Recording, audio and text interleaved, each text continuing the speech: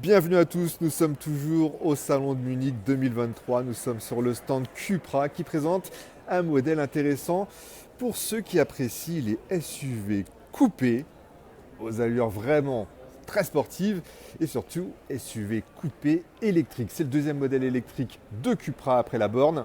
Voici le Tavascan qui partage sa plateforme avec le Volkswagen ID.4. Vous le voyez, il ne manque pas de style, il ne manque pas d'audace avec cet énorme bouclier très travaillé, très agressif, ses optiques très froncées, pareil, qui lui apportent beaucoup de caractère. Une ligne de toit, une ligne de pavillon plongeante, teinte de carrosserie mat associée à des jantes couleur bronze. Voilà, c'est les codes stylistiques de Cupra qui vont vraiment très bien à ce Tavascan. Regardez un petit peu cette chute de pavillon. C'est plutôt bien réussi. Et le nouveau logo lumineux, désormais intégré sur tous les modèles Cupra, qui rend les modèles du constructeur très reconnaissables. Alors c'est intéressant parce que l'audace stylistique extérieure se retrouve vraiment à bord. Une audace qui est plutôt artistique à bord, comme vous le voyez par exemple notamment au niveau de cette console centrale, cet élément qui vient finalement joindre la planche de bord avec la console centrale.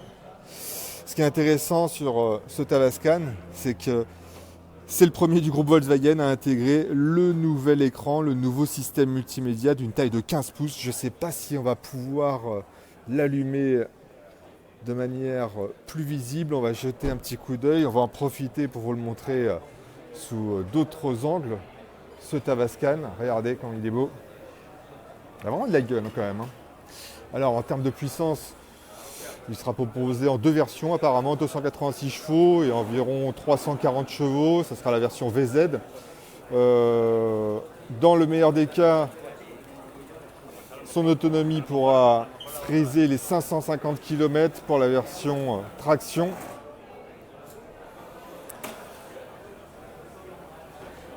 Donc des choses plutôt cohérentes malgré sa philosophie toujours dynamique. Et à bord, comme je vous le disais, hop là, ce qui est intéressant, c'est ce système multimédia central. Alors vous le voyez, le bloc d'instrumentation est vraiment réduit à sa taille la plus simple, très petit, présente uniquement les informations nécessaires. Une ambiance très Cupra, encore une fois, avec des touches de bronze. Une ambiance plutôt sportive, plutôt chic également. Et ce nouveau système multimédia de 15 pouces. C'est comme une bonne taille. Et évidemment, si ça s'allume, magnifique. Vous voyez, je suis sûr que même à l'écran du smartphone, vous pouvez observer la qualité de cet écran qui est vraiment énorme et qui est fluide et qui dispose d'un contraste très intéressant. Belle couleur. Ça, c'est quelque chose que même chez Volkswagen, notamment, on ne dispose pas. C'est Cupra le premier à profiter de ce système multimédia. Et c'est plutôt bien, tant mieux, parce que c'est vrai que le constructeur affiche de bons chiffres de vente. En tout cas, Cupra est très satisfait.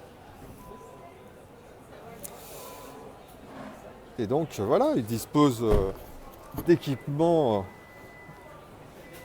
des équipements nécessaires à lui assurer une bonne carrière. Alors cette chute de pavillon fuyante, qu'est-ce que ça donne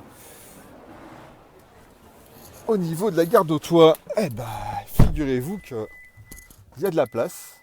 Bon, je ne vais pas vous montrer parce que ce serait difficile à voir, mais grosso modo, même en faisant 1,80 m, eh bien, on ne touche pas le pavillon. Je profite pour vous montrer le tableau de bord, hein. Mais même en faisant 1,80 m, on ne touche pas le pavillon aux places arrière, même en étant très droit. J'ai pas besoin d'abaisser non plus la tête pour accéder à bord. Donc c'est plutôt une bonne nouvelle, j'en doutais un petit peu. Et en plus de ça, eh bien, ce modèle de présentation dispose d'un toit panoramique. Donc on pourrait même profiter d'encore plus de place si tel n'était pas le cas, mais non. Là, donc toit panoramique, 1,80 m, pas de problème pour accéder aux places arrière et pour pouvoir voyager confortablement. Qu'est-ce que ça donne niveau coffre? Hop là, bon, j'ai été un petit peu... Normalement, c'est une ouverture automatique, mais là, je l'ai fait un peu planter. J'étais un petit peu trop rapide.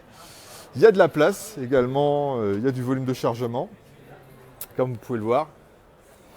Et donc en gros, on peut concilier la famille, le voyage, les vacances, avec un véhicule qui a quand même de la gueule. On peut clairement lâcher le mot. Regardez comme il est joli, sous tous les axes. C'est dommage, je ne peux pas me reculer davantage pour vous le montrer, mais l'arrière est très sympa. Le côté, vous voyez, il a quand même un look bien équilibré. Il faut vous dire que là, il dispose vraiment de grosses jantes. C'est la version VZ la plus puissante. Et donc, ce sont des jantes de 21 pouces quand même. Voilà. Donc, ce Tavascan, moi personnellement, il me plaît beaucoup. Regardez un petit peu ce travail stylistique et à la fois aérodynamique, évidemment, hein, avec ce capot qui dispose de petites sorties d'air. Ce bouclier, alors là, c'est totalement fou, c'est vraiment audacieux à souhait. Bref, il est très joli ce Tavascan, mais chez Cupra, il y a d'autres modèles à se mettre sous la dent et ça se passe par là-bas. On va aller jeter un petit coup d'œil.